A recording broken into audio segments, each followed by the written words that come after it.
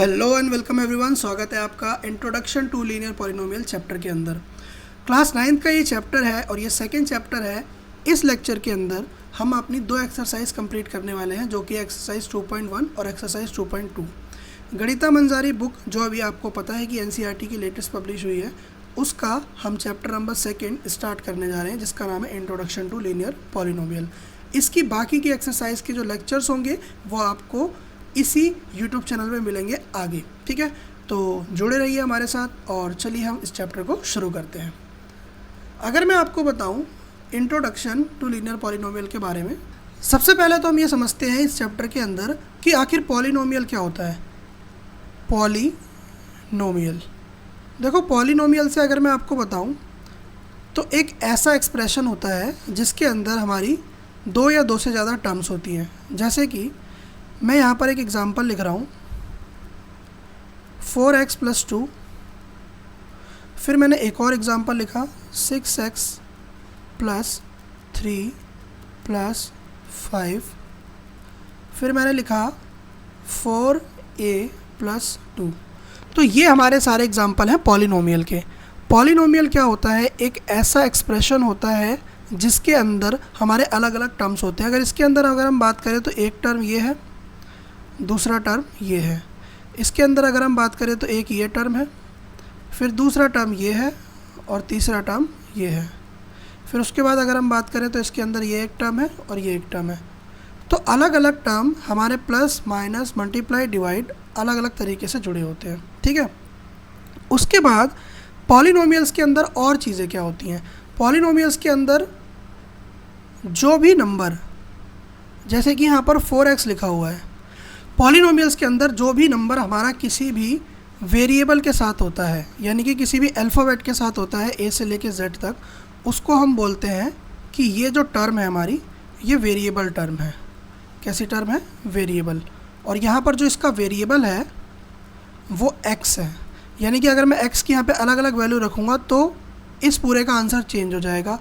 जैसे अगर मैं x की जगह पे यहाँ पर 0 रख दूँ तो हमारा 4 × 0 0 हो जाएगा। फिर अगर यहीं पे मैं x की जगह एक बार 1 रख दूं तो 4 × 1 4 हो जाएगा। तो ये अलग अलग तरीके के हमारी वैल्यूज़ को हम पुट कर सकते हैं वेरिएबल के अंदर। तो वेरिएबल वो टर्म होती है या फिर वो अल्फ़ाबेट होता है जिसकी हम वैल्यू को चेंज कर सकते हैं, तो हमारे पूरे एक्सप्रेशन की वैल्यू चेंज हो जाएगी। तो इसको हम बोलते हैं वेरिएबल। दूसरा आता है कांस्टेंट टर्म। यहाँ पर आप लोग देखोगे 2, तो जो ये 2 है ये कांस्टेंट टर्म है। कांस्टेंट का मतलब ये होता है कि ये यहाँ पर भी 2 था इस एक्सप्रेशन में भी, और देखो यहाँ पे लास्ट वाले एक्सप्रेशन में भी ये 2 ही है। तो कांस्टेंट टर्म एक ऐसी टर्म होती है जो कभी भी चेंज नहीं होती है, यानी कि ये फिक्स होती है, ये कभी भी चेंज नहीं हो सकती। तो मेरे ख्याल से आपको इतनी चीज़ें समझ में आ गई होंगी। अब मैं आपको बताता हूँ जो चैप्टर में हमें पढ़ना है, दैट इज़ हमें पढ़ना है लीनियर पॉलिनोमियल के बारे में। तो आखिर लीनियर पॉलिनोमियल क्या होता है? लीनियर पॉलिनोमियल वो पॉलिनोमियल होता है जिसकी डिग्री 1 होती है, जिसकी जो डिग्री होती है वो 1 होती है। अब सर डिग्री क्या होती है? जैसे मैंने यहाँ पर एक पॉलिनोमियल लिखा है 5a + 2। तो यहाँ पे अगर मैं a की पावर देखूँ तो यहाँ पर मुझे कुछ नहीं दिख रहा है, तो यहाँ पर 1 होती है। पावर क्या होती है? 1 होती है। तो इसकी जो डिग्री है, डिग्री का मतलब होता है हाईएस्ट पावर जो हमें पॉलिनोमियल के अंदर दिख रही है, उसे हम डिग्री कहते हैं। तो जो हाईएस्ट पावर इस पॉलिनोमियल के अंदर दिख रही है, मुझे 1 दिख रही है, तो हाईएस्ट पावर 1 यानी कि या फिर डिग्री 1 वाले जितने भी एक्सप्रेशन होते हैं वो हमारे क्या होते हैं? लीनियर पॉलिनोमियल होते हैं। तो ये बात आपको पता होनी चाहिए कि आखिर लीनियर पॉलिनोमियल क्या होता है। तो लीनियर पॉलिनोमियल वो होता है यानी कि हाईएस्ट पावर या हाईएस्ट डिग्री वाला कोई भी एक्सप्रेशन हमारा लीनियर पॉलिनोमियल कहलाता है, ठीक है। इतना अब मेरे ख्याल से आप समझ गए होंगे। यहाँ पर मैंने आपको वेरिएबल टर्म बता दिया और यहाँ पर मैंने आपको कांस्टेंट टर्म भी बता दिया। अब अभी हम सिर्फ और सिर्फ डिग्री के हिसाब से बात कर रहे हैं, तो हम और भी पॉलिनोमियल्स के बारे में बात कर लेते हैं जो हमारे अलग अलग तरीके के पॉलिनोमियल होते हैं। जैसे कि अगर मैं आपको और तरीके के पॉलिनोमियल्स की बात बताऊँ तो हमारे पास और भी पॉलिनोमियल होते हैं according two degree. According two degree, degree के हिसाब से हमारे पास अलग अलग पॉलिनोमियल्स होते हैं। अब वो क्या होते हैं, जैसे कि मैंने आपको बताया कि जिसकी डिग्री 1 होती है उसको मैं बोलता हूँ लीनियर पॉलिनोमियल, जो मैंने आपको अभी ऊपर बताया और जिसके ऊपर हमारा पूरा चैप्टर है।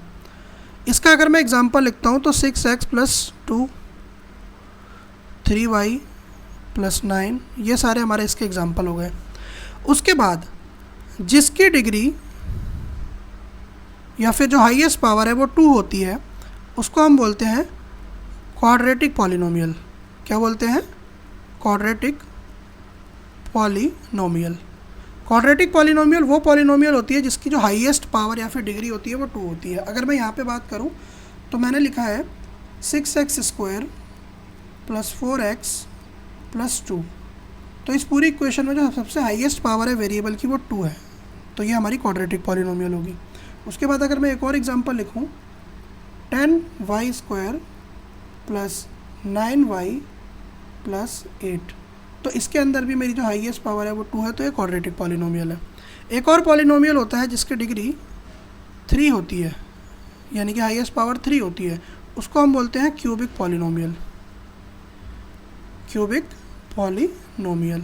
क्यूबिक पॉलिनोमियल की जो हाईएस्ट पावर होती है वो 3 होती है। जैसे मैंने यहाँ पे लिखा 9x³ + 4x² + 3x + 8, ये हमारी होती है क्यूबिक पॉलिनोमियल जिसकी हाईएस्ट पावर 3 है। ठीक है, और हमेशा आप ध्यान रखना कि जो पावर्स होती हैं वो हमेशा डिक्रीजिंग ऑर्डर में ही लिखी जाती है, पहले 3 फिर 2 फिर 1। ठीक है, उसके बाद जिसकी डिग्री 0 होती है वो क्या होता है? जिसकी डिग्री 0 होती है वो हमारा कांस्टेंट पॉलिनोमियल होता है। कांस्टेंट पॉलिनोमियल यानी कि ऐसा पॉलिनोमियल जिसकी डिग्री ही 0 है, जिसकी डिग्री ही 0 है, तो इसको हम कांस्टेंट पॉलिनोमियल बोलते हैं। जैसे अगर मैंने यहाँ पर लिख दिया 8x⁻0, ये कांस्टेंट पॉलिनोमियल है। 5a⁻0, ठीक है, 8y⁻0, तो ये सारे हमारे कांस्टेंट पॉलिनोमियल्स हैं जिसकी डिग्री जो हमारी या पर पावर हमारी जो होती है वो 0 होती है। ठीक है, अब क्या करते हैं हम, अब चलते हैं, ये हमारा कंसेप्ट क्लियर हो चुका है, हम चलते हैं एक्सरसाइज 2.1 की तरफ। एक्सरसाइज 2.1 के बारे में अगर मैं बात करूँ तो हमारा जो सबसे पहला क्वेश्चन है यहाँ पे कह रहा है find the degree of the following polynomial. हमारे पास अलग अलग क्वेश्चन है और इनमें हमको अपनी डिग्री को बताना है अलग अलग पॉलिनोमियल्स की। तो सबसे पहले क्वेश्चन को अगर मैं उठाता हूँ इस एक्सरसाइज के, तो वो है 2x² - 5x + 3, जो आपकी बुक में होगा। तो इसकी डिग्री की अगर हम बात करें तो इसकी डिग्री कितनी होगी? डिग्री क्या होती है? हाईएस्ट पावर, तो इसकी डिग्री हो जाएगी 2। फिर मैं सेकंड क्वेश्चन की बात करता हूँ। सेकंड क्वेश्चन में मुझे बोला गया है, इक्वेशन है y³ + 2y - 1, तो इसकी डिग्री की अगर मैं बात करूँ तो इसकी डिग्री हो जाएगी मेरे पास 3। डिग्री मतलब हाईएस्ट पावर जो इस पूरे में मेरे को दिख रही है, तो इसकी डिग्री हो जाएगी 3। फिर अगर मैं तीसरे पे आ जाऊँ तो यहाँ पर हम ओनली -9, तो क्या इसके पास कोई वेरिएबल है? इसका मतलब ये कांस्टेंट है, तो इसकी डिग्री 0 हो जाएगी, इसकी कोई डिग्री नहीं होगी, है ना भाई। 9y⁻0, एक ही तो बात है कि किसी भी अगर वेरिएबल की पावर 0 होती है तो 1 होती है, यानी फिर ये 9 ही तो है। किसी भी वेरिएबल की पावर 0 होती है तो वो 1 होती है, तो ये 9 ही तो बना बाद में, तो इसकी जो डिग्री हो जाएगी वो 0 हो जाएगी क्योंकि ये कांस्टेंट पॉलिनोमियल है। फिर मेरे को दिया है 4z - 3 और इसकी डिग्री पूछी है, तो इसकी डिग्री क्या हो जाएगी? 1 हो जाएगी क्योंकि हाईएस्ट पावर इसके अंदर क्या है? 1 है। तो मेरे ख्याल से आपको जो फर्स्ट क्वेश्चन है वो यहाँ पे आपको समझ में आ चुका है कि किसकी डिग्री क्या है। अब मैं आपको सेकंड क्वेश्चन के ऊपर लेके चलता हूँ।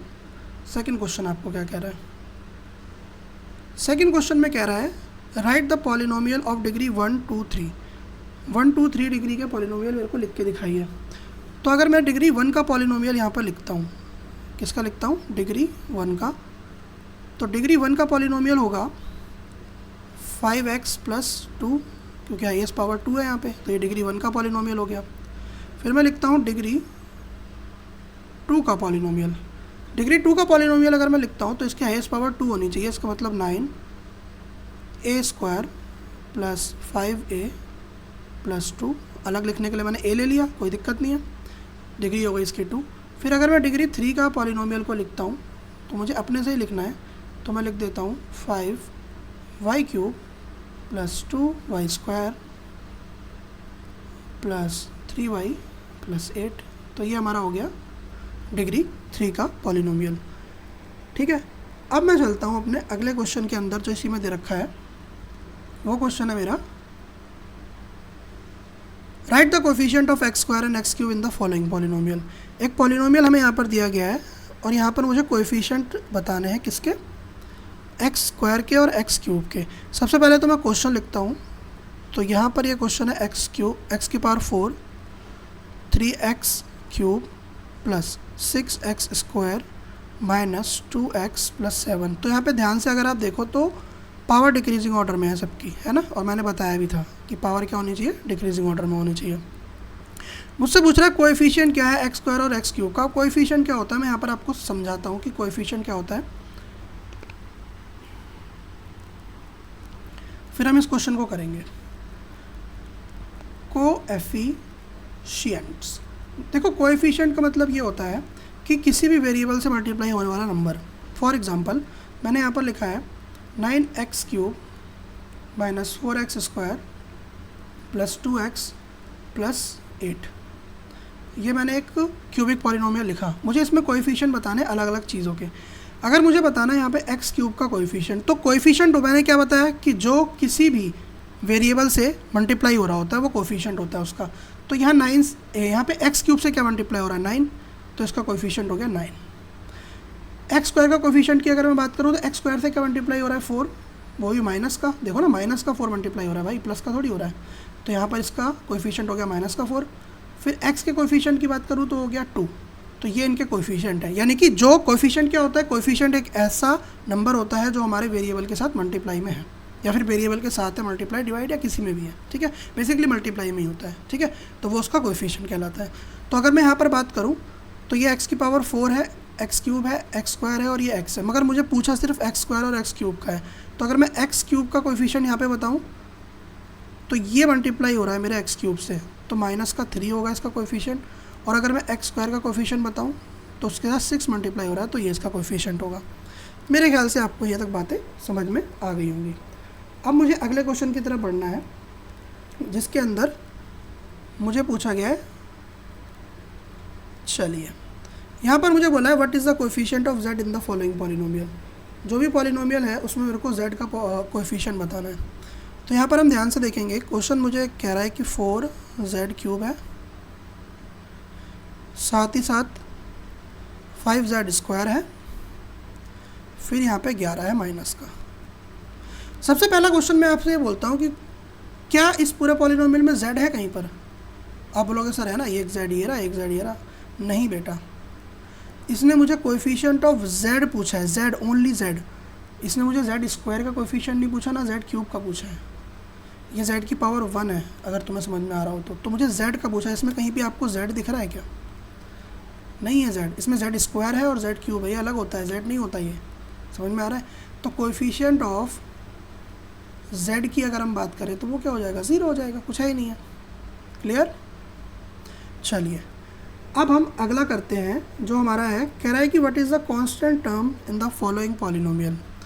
कह रहा है 9x³ है, फिर 5x² है, फिर 8x है और माइनस का 10 है। कह रहा है इसके अंदर आप कांस्टेंट टर्म बताइए। तो मैंने बताया था कांस्टेंट टर्म क्या होता है, जो कभी भी चेंज नहीं होता। कांस्टेंट टर्म हमेशा फिक्स होता है और वो हर वेरिएबल में, ये हर एक एक्सप्रेशन में फिक्स रहेगा। तो यहाँ पे माइनस का 10 नहीं है क्या, तो ये माइनस का 10 हमारा कांस्टेंट टर्म हो गया। मेरे ख्याल से आपको बातें समझ में आ रही हैं कि क्या होता है। ठीक है, तो पॉलिनोमियल जो डिग्री 1 वाले होते हैं उनको हम क्या बोलते हैं, लीनियर पॉलिनोमियल। और ये हमारे यहाँ पर 2.1 समाप्त होती है। अब हम चलते हैं सीधा 2.2 की तरफ। चलिए यहाँ पर हमें एक पहला क्वेश्चन बोला है, find the value of the linear polynomial 5x - 3 if.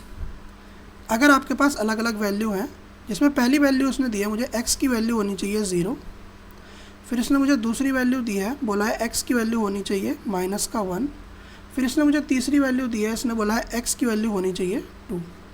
तो ये अलग अलग वैल्यूज़ मुझे पुट करनी है और इनके आंसर कैलकुलेट करने हैं।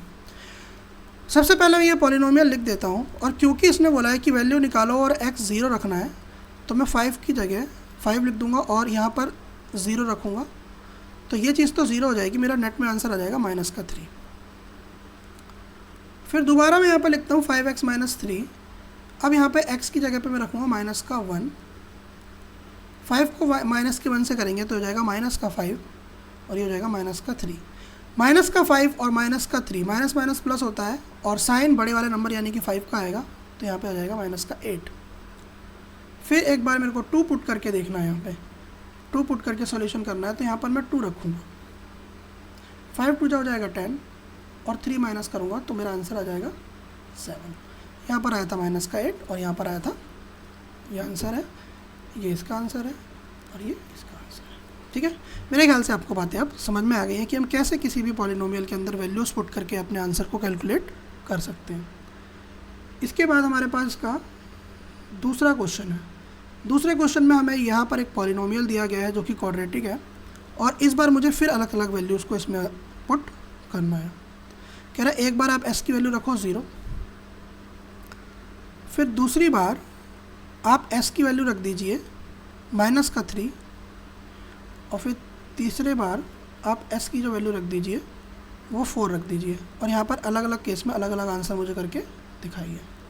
तो इस बार मैं क्या करता हूँ, अलग अलग करके दिखाता हूँ आपको आंसर।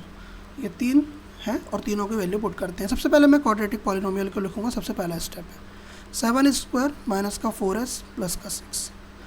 यहाँ पर अगर कुछ नहीं है तो 0 लिखूँगा मैं, क्योंकि s की वैल्यू 0 है। फिर यहाँ पर दोबारा से मैं s की वैल्यू 0 रखूँगा क्योंकि s 0 बोला रखने के लिए। ये 0 हो जाएगा और ये भी 0 हो जाएगा, मेरा नेट में आंसर बचेगा 6। तो ये मेरा आंसर हो गया। इस बार मुझे वैल्यू को पुट करना है -3, तो 7s² माइनस का 4s प्लस का 6। s की जगह पर अब मेरे को 3 दिया है माइनस का, तो मुझे वो पुट करना है और उसका स्क्वायर करना है। फिर s की जगह -3 रखना है, पावर 1 ही है। 3 का अगर मैं स्क्वायर करता हूँ तो 3 का स्क्वायर मतलब 3 इंटू -3 दैट इज़ प्लस का 9। तो यहाँ पर आंसर आएगा प्लस का 9। माइनस माइनस हो गया प्लस, तो यहाँ पर प्लस का 12 आ जाएगा, प्लस 6 आ गया। इन दोनों को मल्टीप्लाई करेंगे तो 7 9 जा 63 हो गया और 12 और 6 18 हो गया। इन दोनों को अगर हम जोड़ेंगे तो ये हो जाएगा 81। ठीक है, तो ये हमारा आंसर आ गया। फिर मुझे अगले में कह रहा है 7² माइनस 4s प्लस 6 में आप s की जगह आप 4 रखो। फिर यहाँ पे आप 4 रखो। 4 का अगर हम स्क्वायर करते हैं तो यहाँ पर आता है 16। फिर 4 का स्क्वायर 4 को 4 से मल्टीप्लाई करते हैं तो यहाँ पे आएगा 16 प्लस में आएगा 6। अब बहुत सारे बच्चे सोचेंगे भाई इसको हम इससे काट दें, नहीं होता है ऐसे बेटा। यहाँ पर अब सबसे पहले मल्टीप्लाई करना होगा। ठीक है, क्या करना होगा, मल्टीप्लाई। तो जब हम मल्टीप्लाई करेंगे तो हमारा आंसर आएगा 16 को 7 से करेंगे तो यहाँ पर आंसर आएगा 112। यहाँ पर माइनस में 16 प्लस का 6। इन दोनों को अगर हम माइनस करते हैं तो यहाँ पर हमारा आंसर आ जाता है 96 प्लस में 6 और 96 में हम 6 ऐड करेंगे तो हमारा आंसर आ जाएगा 102। तो ये हमारा सॉल्यूशन हो गया। मेरे ख्याल से आपको ये बातें समझ में आ चुकी हैं। अब हम चलते हैं अपने क्वेश्चन नंबर 3 की तरफ। 3 क्वेश्चन बहुत आसान है। सबसे पहले इसमें हमें इक्वेशन बनानी है, फिर सॉल्व करना है। देखिए क्वेश्चन क्या कह रहा है, present age of Salil mother is 3 times Salil present age. कह रहा है प्रेजेंट एज जो अभी की एज है सलील की मदर की, वो सलील के 3 गुना है। आफ्टर 5 ईयर, 5 साल के बाद वो उनकी दोनों की एजेस का सम हो जाएगा 70 ईयर्स। तो बताओ अभी उनकी एज कितनी है। तो मुझे कुछ नहीं पता है तो मैं पहले लेट करके चलता हूँ। कह रहा है present age of Salil mother is 3 times of Salil present age. तो मैं यहाँ पर बोलता हूँ बहुत साफ सुथरा सॉल्यूशन कि लेट कर लीजिए सलील की प्रेजेंट एज को, कि सलील की जो प्रेजेंट एज है वो x है। कितनी है, x है। सो सलील की मदर की प्रेजेंट एज क्या हो जाएगी बेटा,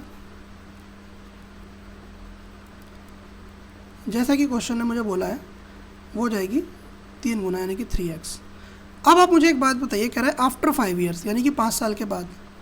तो आप मेरे को एक चीज़ बताइए कि अगर आप अभी 5 साल के हैं और मैं 15 साल का हूँ, ठीक, ये आप है और ये मैं हूँ, तो आप अगर 5 साल के हैं और मैं 15 साल का हूँ, तो 5 साल के बाद मेरे भाई, 5 साल के बाद आप कितने साल के हो जाएंगे? 10 साल।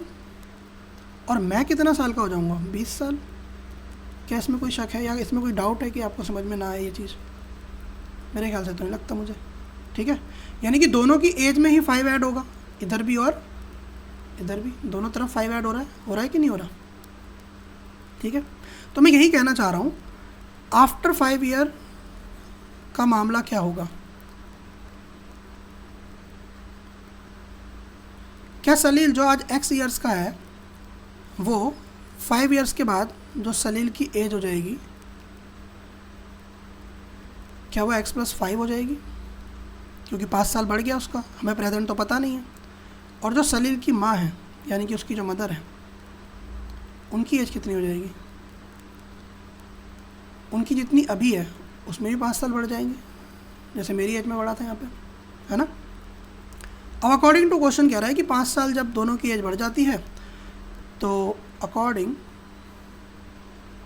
टू क्वेश्चन उन्होंने बोला है कि भाई उनकी एजेस का जो सम है वो 70 ईयर हो जाता है। तो मैंने बोला यहाँ पर लिख रहा हूँ सलील की एज, यहाँ पर लिख रहा हूँ मदर की एज, और ये दोनों जोड़ के 70 ईयर हो जाता है। तो सलील मेरा भाई अब 5 साल बाद x + 5 का हो चुका है, और उसकी जो मदर है वो 3x + 5 की हो चुकी है, और इन दोनों की एजेस का सम अब 70 हो रहा है। क्या मैं ये लाइक टर्म से दोनों तो जोड़ सकता हूँ इनको? 3x और x को जोड़ूंगा तो मेरा आंसर आएगा 4x, और 5 और 5 को जोड़ूंगा तो यहाँ पर आंसर आएगा 10, और बराबर में है 70। यहाँ पर अगर ये इधर प्लस हो रहा है तो उधर जाकर माइनस हो जाएगा, 70 - 10 हो जाएगा, जो कि आएगा 60। 4x होगा 60 के बराबर। अब आपको पता है 4x है, अगर आपको नहीं पता है तो समझ लीजिए 4x अगर ऐसे लिखा हुआ है तो 4 × x लिखा हुआ है ये, तो इस तरफ 4 मल्टीप्लाई हो रहा है x से, तो उधर जाके क्या हो जाएगा? डिवाइड हो जाएगा। तो यहाँ पर 4 जब डिवाइड होगा तो x की वैल्यू आ जाएगी 15 ईयर्स। तो 15 ईयर्स यानी कि प्रेजेंट एज जो सलील की थी वो x मानी थी, अब वो 15 साल आ चुकी है, तो x की वैल्यू आ गई। हमें प्रेजेंट एज निकालनी थी, और सलील की जो माँ है वो 3 गुना थी, यानी कि 3 × 15 थी, जो कि x की वैल्यू है, तो अब वो 45 ईयर्स की है प्रेजेंट एज अभी के टाइम पे। मेरे ख्याल से आपको ये चीज़ें समझ में आ चुकी हैं। ठीक है, चलिए अब अगले क्वेश्चन पे चलते हैं। अगला क्वेश्चन कह रहा है कि difference between the 2 positive integer है 63। दो पॉजिटिव इंटीजर है, उनके बीच का जो डिफरेंस है वो 63 है, और उन दोनों का रेशियो जो है वो 2:5 है। जो उनका रेशियो है वो 2:5 है। हमें दोनों इंटीजर निकालने हैं, तो मैं कह देता हूँ लेट कर लो, जो ये 2:5 है इसको बोल दीजिए 2x, और इसको बोल दीजिए 5x। अब इन दोनों का जो सम है, या फिर अब इन दोनों का जो डिफरेंस है वो इसने मुझे क्वेश्चन में दिया हुआ है 63। इसका मतलब जो 5x - 2x है वो 63 है। यहाँ पर हम एक लाइन लिख सकते हैं अकॉर्डिंग टू क्वेश्चन,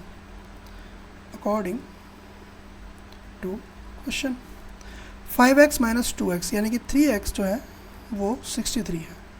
मैंने बताया था ये दोनों मल्टीप्लाई होते हैं, तो इधर आके हो जाएगा डिवाइड, और जब मैं डिवाइड करूँगा तो यहाँ पर 21 आंसर आ जाएगा। तो x की वैल्यू आ गई 21। अब मैंने जो इंटीजर माने थे, एक इंटीजर को मैंने 2x माना था, x की वैल्यू अब मेरे पास है तो मैं यहाँ पर रखता हूँ, तो वो इंटीजर यानी कि वो नंबर है वो 42 है, 42, और दूसरा नंबर वो 5x है, दैट इज़ 5 × 21, जो कि 105 बनेगा हमारा। तो ये दोनों इंटीजर्स हमारे सामने आ चुके हैं। ठीक, अब हम चलते हैं अपने अगले क्वेश्चन की तरफ। ये क्वेश्चन कह रहा है Ruby has 3 times as many as 2 rupee coin as she has 5 rupee coin, और जितने भी पैसे हैं उसके पास उसका टोटल 88 रुपये है। तो कह रहा है कि कितने कॉइन असल में उसके पास है। तो ये बोल रहा है रूबी के पास 3 times as many as 2 rupee coin as she has 5 rupee coin। तो मुझे सबसे पहले 5 rupee coin को लेट करना होगा। तो मैं लेट कर सकता हूँ Ruby has 5 rupee coin. Ruby के पास 5 रुपये वाले कितने सिक्के होंगे? तो मैंने बोला x सिक्के होंगे। कितने होंगे? x सिक्के होंगे। और क्योंकि ये 5 रुपये के सिक्के हैं, क्योंकि इनकी हर एक की जो वैल्यू है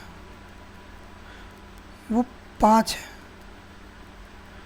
तो ओरिजिनल अगर मैं बोलूँ टोटल करने के लिए तो मैं बोल सकता हूँ कि 5 मतलब एक सिक्का अगर मेरे पास x सिक्के हैं तो एक सिक्का 5 रुपये का है, तो मेरे पास 5x रुपये हैं फ़िलहाल के लिए। अगर यहाँ पर एक सिक्का होता तो मेरे पास 5 रुपये होते, अगर यहाँ पे 2 सिक्के होते तो मेरे पास 10 रुपये होते, है ना। मैं वही समझाना चाह रहा हूँ कि वैल्यू जो है एक सिक्के की वो 5 रुपये है, ठीक है।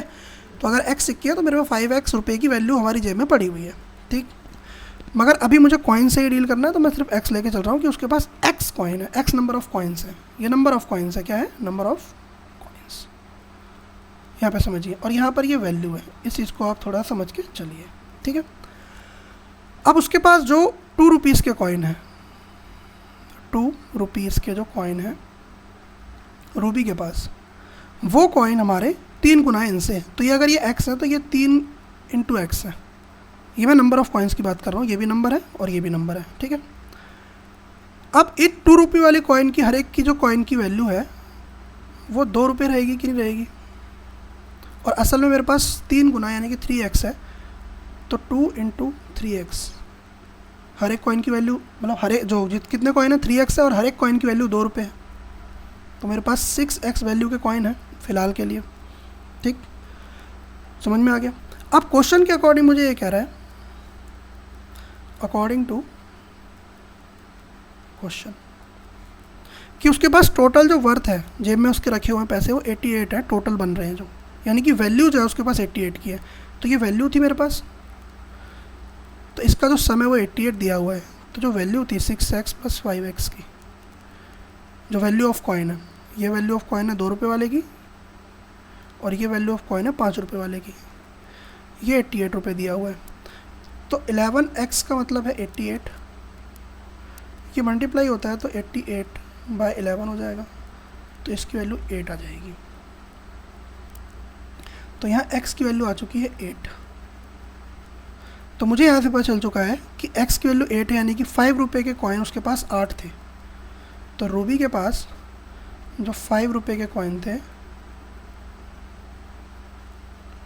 वो उस लड़की के पास 8 कॉइन थे, और रूबी के पास जो 2 रुपये के कॉइन थे वो 3x थे, यानी कि x तो 8 है, तो उसके पास 24 कॉइन थे। समझ में आ गया आपको? तो ये हमारा क्वेश्चन पूरी तरीके से सॉल्व हो चुका है, ठीक है। बहुत सारे बच्चों को कन्फ्यूज़न होती है, तो कन्फ्यूज़ होने की ज़रूरत नहीं है। आप एक बार वीडियो को दोबारा से रिवाइंड करिए और चीज़ों को समझने की कोशिश करिए। चलिए अब हम चलते हैं अगले क्वेश्चन पे, या फिर आप पॉज करके भी समझ सकते हैं। यहाँ पर हमारा एक क्वेश्चन है, कह रहा है एक फार्मर है, farmer cut 300 feet fence into 2 pieces of different size. कह रहा है 300 फीट के फेंस को फार्मर 2 साइज में काटता है। जो लॉन्गर पीस है वो 4 गुना बड़ा है शॉर्टर पीस से।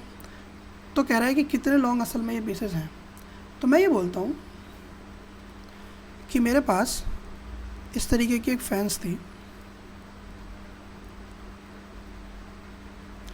और एक फार्मर आता है और इसको 2 हिस्सों में यहाँ से काट देता है, ठीक। तो ये बोल रहा है the longer piece is 4 times the shorter piece. तो ये मेरा शॉर्टर पीस है और ये मेरा लॉन्गर पीस है। अगर मैं एक बार के लिए बोल देता हूँ कि शॉर्टर पीस की जो लेंथ है वो x है, तो लॉन्गर पीस इससे 4 गुना बड़ा है, तो 4x है, ठीक। कह रहा है कि दोनों की लेंथ बताइए कितनी होगी। तो मैंने बोला है कि भाई लेट करिए, ऐसा ये फेंस है और इसकी पूरे की जो है वो 300 फीट है लंबाई। मैंने यहाँ पर बोला है कि भाई लेट करिए, जो शॉर्टर है यदि वो x है तो भाई लॉन्गर क्या होगा, वो 4x होगा। और क्वेश्चन के अकॉर्डिंग मुझे इसने बताया हुआ है